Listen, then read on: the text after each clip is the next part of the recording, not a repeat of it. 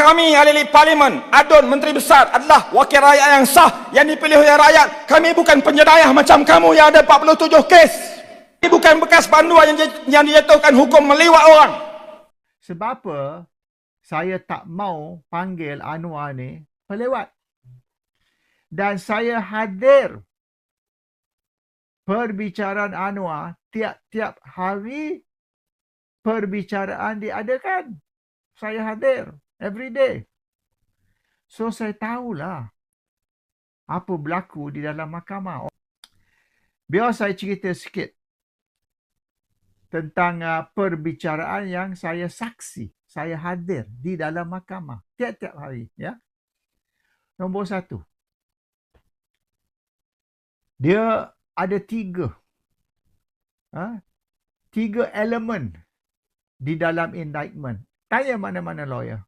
Any lawyer akan beritahu. 3 indictment di dalam, tiga elemen di dalam satu indictment, satu charge. Number 1, apa kesalahan dia? What is the crime?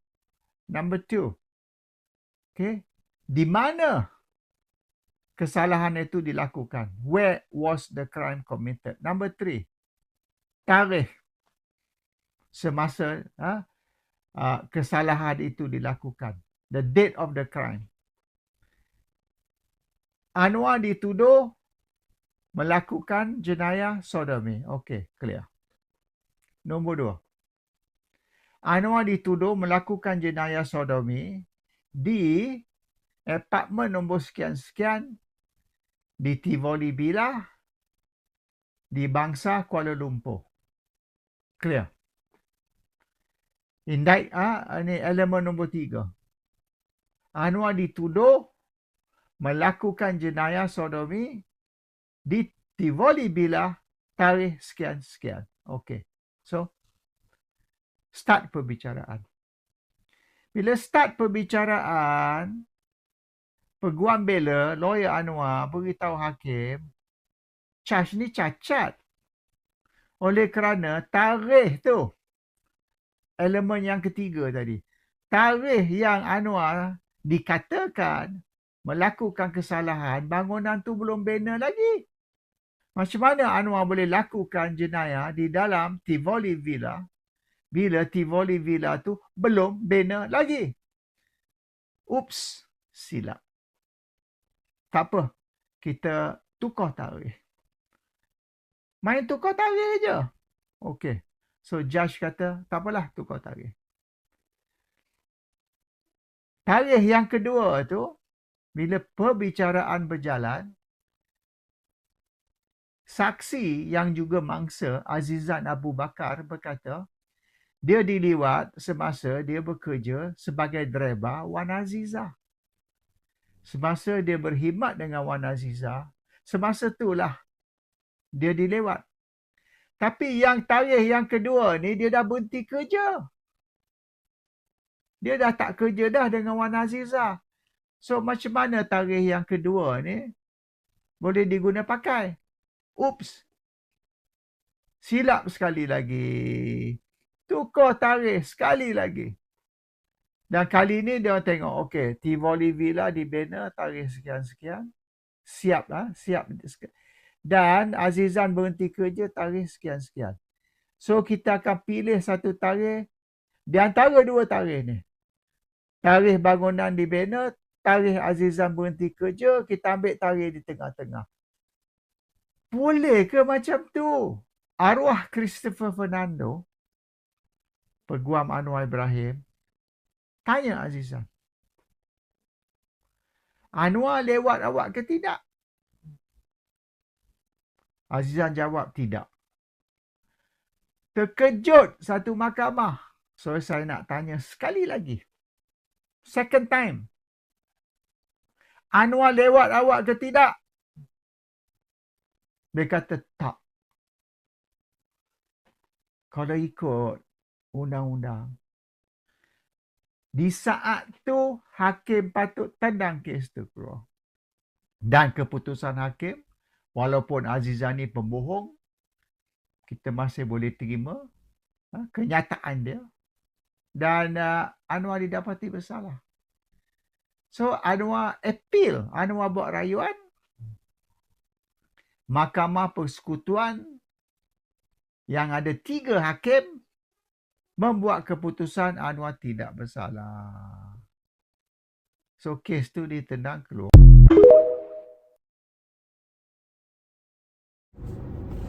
Salam sejahtera Malaysia, denyut nadi suara rakyat bergema di channel ini. Okey, tuan-tuan dan puan yang dihormati sekalian, saya baru menonton satu video yang cukup menarik, cukup memberikan informasi berfakta secara akademik, ilmiah dan juga untuk moral. Jadi saya ingin kongsikan kepada anda video ini. Saya sisipkan di sini di atas saya. Saya ingin kongsikan kepada anda dan anda dengar apakah penjelasan-penjelasan yang paling ilmiah, paling berfakta melawan para walaun yang masih lagi sampai sekarang tidak berpuas hati dalam kes Perdana Menteri Datuk Seri Anwar Ibrahim. Selepas saya tonton video ini, saya makin yakin kemampuan, credibility, transparansi, keikhlasan dan juga moral Datuk Seri Anwar Ibrahim yang sangat tinggi, terbaik dari mana-mana ahli politik yang ada di Malaysia. Sehingga saya percaya walaupun dia melalui banyak kesusahan, tapi itu proses dari Tuhan. Tuhan sebenarnya ingin memproses dia untuk menjadi Perdana Menteri yang sedia, yang siap sedia untuk jadi Perdana Menteri terbaik Malaysia. Jadi dia mengalami proses susah, senang, supaya dia akan menjadi manusia yang betul-betul berkualiti, pemimpin yang betul-betul berkualiti untuk menjadi Perdana Menteri Malaysia yang serba boleh, yang sudah melalui semua dia punya kesusahan, proses pemurnian, dan dia boleh menjadi Perdana Menteri untuk Malaysia yang majmuk ini, yang punya banyak agama, yang punya banyak suku, bangsa. Dia boleh memerintah sebagai Perdana Menteri dengan baik. Dia boleh toleransi, dia sangat-sangat bagus. Jadi saya ingin kongsikan kepada anda boleh menonton di atas ini. Okay, so tinggalkan komen anda, denyut nadi suara rakyat bergema di channel ini. Bye-bye. Buat dua ni lagi lawak tuan-tuan. Dia didakwa, dia kena liwat hari Rabu. Dan dia pun kata dia kena paksa tau. Dia bukan rela, dia kena paksa. Rabu, Khamis, Jumaat, Sabtu, 4 hari. Dia kata dia jumpa doktor hari Sabtu. Okay, saya ulang balik. Dia kena liwat hari Rabu. Hari Khamis, dia jumpa Anwar Ibrahim tau. Saiful ni. Dia hari Khamis, dia pergi jumpa lagi Anwar Ibrahim. Orang yang meliwat dia ni. Dia masih lagi jumpa Anwar Ibrahim dekat rumah, ada satu bilik masa meeting. Dia masih menemani Anwar Ibrahim. Padahal dia kata dia kena liwat hari Rabu secara paksa. Tuan-tuan, logik lah. Kalau kau kena rogol, takkan kau jumpa perogol kau sekali lagi buat muka lama. Okay. Kemudian, kenapa 4 hari ni sangat penting? Saya nak tanya tuan-tuan yang lelaki, yang perempuan tak payah jawab. Selikat mana air mani kau? Ni kuat kasar punya cerita ni. Selikat mana air mani kau? 5 minit air mani cair lah. Kenapa perkara ni penting? Dia kata, saya simpan air mani dalam buntut saya 4 hari. Tak meleleh-leleh tuan-tuan. 4 hari. Kenapa 4 hari? Hari Rabu, Khamis, Jumaat, Sabtu. Mendiang kapal Sing tanya dia, adakah kamu seorang Muslim yang baik? Saya seorang Muslim yang baik. Baik. Kamu pergi sembahyang Jumaat ke tidak? Saya tak pergi sembahyang Jumaat. Kenapa kapal Sing yang bukan Islam tu boleh tanya sembahyang Jumaat? Kenapa? Sebab kalau dia pergi sembahyang Jumaat, dia mandi. Kalau dia mandi, dia kena bersihkan diri dia. Baik. Bukti yang paling kukuh, bila doktor buat skop, dia masukkan orang kata kamera dalam buntut dia. Masukkan kamera. Masa dia masukkan kamera, dia tanya, kapal Sing tanya pada doktor tu, masa kamu masuk tu, gelap ke cerah? Gelap ke cerah?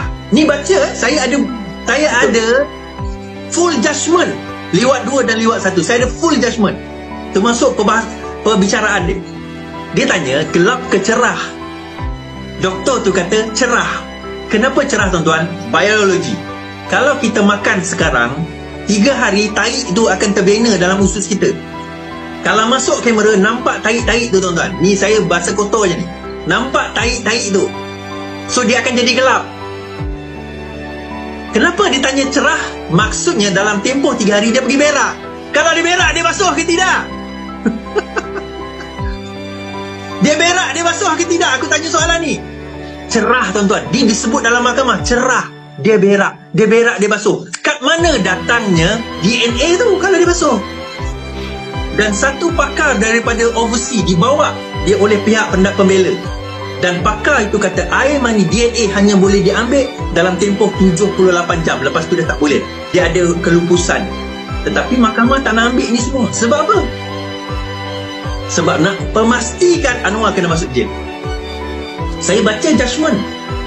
Disebabkan oleh semua judgement inilah, maka pengampunan diraja ambil kira. Ini bukan Agong yang ampunkan. Agong ada kuasa ampunkan.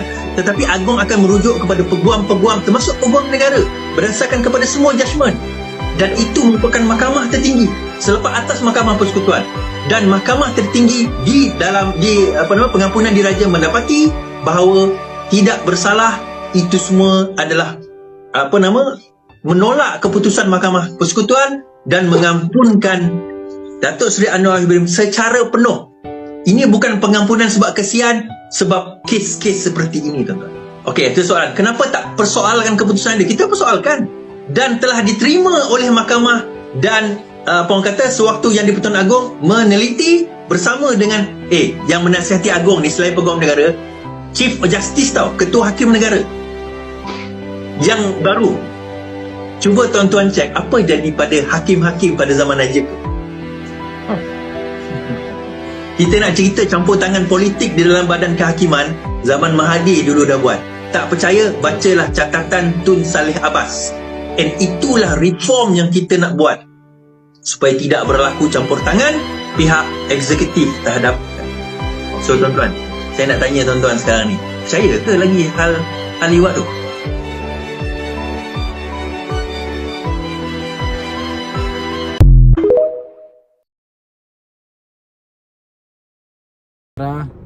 Akademik, ilmiah dan juga untuk moral. Jadi saya ingin kongsikan kepada anda video ini. Saya sisipkan di sini di atas saya. Saya ingin kongsikan kepada anda dan anda dengar apakah penjelasan-penjelasan yang paling ilmiah, paling berfakta melawan para walaun yang masih lagi sampai sekarang tidak berpuas hati dalam kes Perdana Menteri Datuk Seri Anwar Ibrahim. Selepas saya tonton video ini, saya makin yakin kemampuan, credibility, transparansi, keikhlasan dan juga moral Datuk Seri Anwar Ibrahim yang sangat tinggi, terbaik dari mana-mana ahli politik yang ada di Malaysia. Sehingga saya percaya walaupun dia melalui banyak kesusahan, tapi itu proses dari Tuhan. Tuhan sebenarnya ingin memproses dia untuk menjadi Perdana Menteri yang sedia, yang siap sedia untuk jadi Perdana Menteri terbaik Malaysia. Jadi dia mengalami proses susah, senang, supaya dia akan menjadi manusia yang betul-betul berkualiti, pemimpin yang betul-betul berkualiti untuk menjadi Perdana Menteri Malaysia yang serba boleh, yang sudah melalui semua dia punya kesusahan, proses pemurnian, dan dia boleh menjadi Perdana Menteri untuk Malaysia yang majmuk ini, yang punya banyak agama, yang punya banyak suku, bangsa. Dia boleh memerintah sebagai Perdana Menteri dengan baik. Dia boleh toleransi, dia sangat-sangat bagus. Jadi saya ingin kongsikan kepada anda boleh menonton di atas ini. Okay, so tinggalkan komen anda. Denyut Nadi Suara Rakyat bergema di channel ini. Bye-bye.